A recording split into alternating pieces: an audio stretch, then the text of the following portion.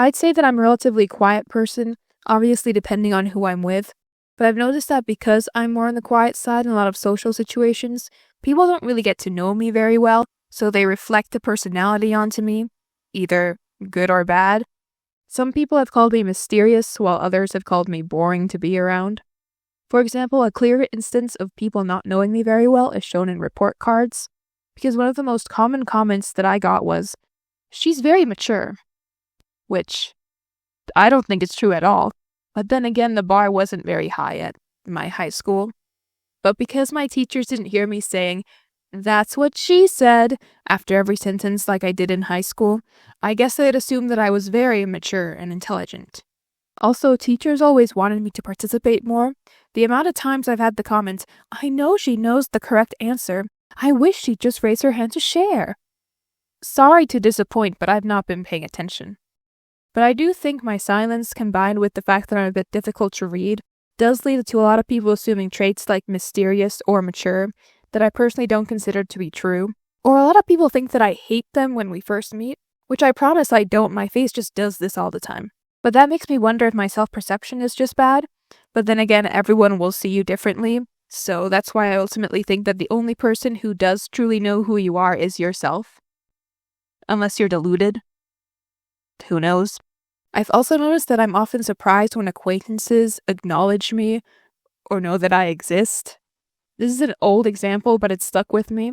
In middle school, some guy from my grade, who I only had one class with, called for me by saying my name, and I was genuinely shocked that he knew my name, which was a bit dumb because I went to a small middle school where everyone in the grade knew each other, and I knew his name, so why wouldn't he know mine?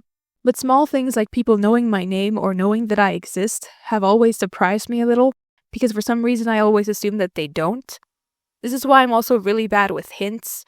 Like if someone wants to hang out with me, they have to be very direct, because if they only hint at it, I will always assume that they don't want to hang out with me, or that I'm just being delusional thinking that they want to hang out with me, which is a little sad. But you know what else is sad? The reason that I turned quiet. I wouldn't say that I was particularly extroverted as a kid, but I was talkative. I raised my hand in class, and I wasn't self-conscious about talking, blah blah blah, average child. But then as an early teenager, I kind of got this mentality that being quiet is better as like a defense mechanism. Because if I never said anything, no one could get mad at me or tell me to shut up. There wouldn't be any drama, and most of all, I wouldn't embarrass myself or have to cringe at the things I've said if I didn't say anything. So smart, right? I've grown out of that mentality, but I'm happy that I had that phase because at least now I think before I speak, and I don't just blurt out nonsense. Usually. But I do think I'm talkative in a quiet setting. Like if I'm hanging out with just one other person, I think I talk a lot. But when I'm in a group with a bunch of people, I don't. And so I feel like when I am with just one other person, I ramble a bit too much. Maybe because I talk so little usually, and now is my chance. And then maybe I tend to overshare a little. Oops. There's also kind of a stereotype that quiet people are shy, but I wouldn't really consider myself shy.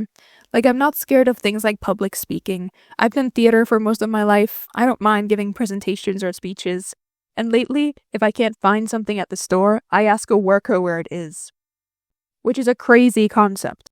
But then when it comes to raising my hand in class, I don't do it because I feel like I don't need to share. Even if I know the correct answer, I know someone else will answer, so why would I? The same feeling of not needing to share is also present if I'm hanging out in a group. Most of the time I feel like if I were to tell a story or something, people would not care about what I have to say. I feel like they can go on about their life without me telling them about my weekend, so I keep my super exciting weekend plans to myself. Which may be a little irrational because I don't mind listening to other people's weekend plans. So, comment below what your weekend plans are. Just kidding, you don't have to. But then when I hang out one-on-one, I kind of have to talk, so I don't get that sense of, oh, this person won't care, because otherwise it's just quiet.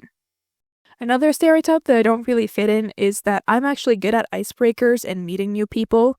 Like if I'm meeting someone new, I do have things to talk about, mainly because I go through the same questions over and over again, basic ones like where are you from, what do you do, where did you grow up, classic stuff like that. But then when all the basic questions are done, I don't really know what to say. And after that introduction period, I don't really know how to maintain that friendship, especially because sometimes I get a little insecure when making new friends, because I have those thoughts of, oh, what if they don't want me to be their friend, or what if they don't want me to go talk to them or sit with them? Whenever one of those thoughts pops into my head, I just think that I'd want them to sit with me, so why wouldn't they want me to sit with them? That works like 50% of the time.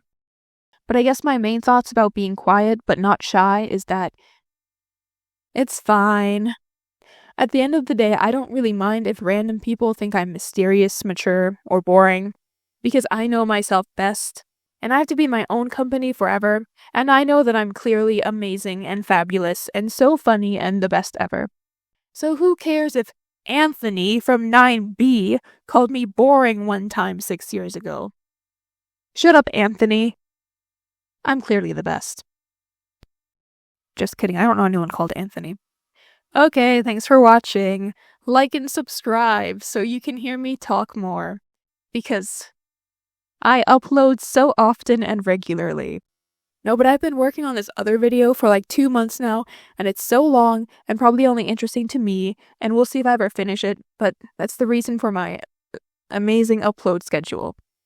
And this was also kind of a shorter video because I've been working on that other one for so long, but I still wanted to upload something.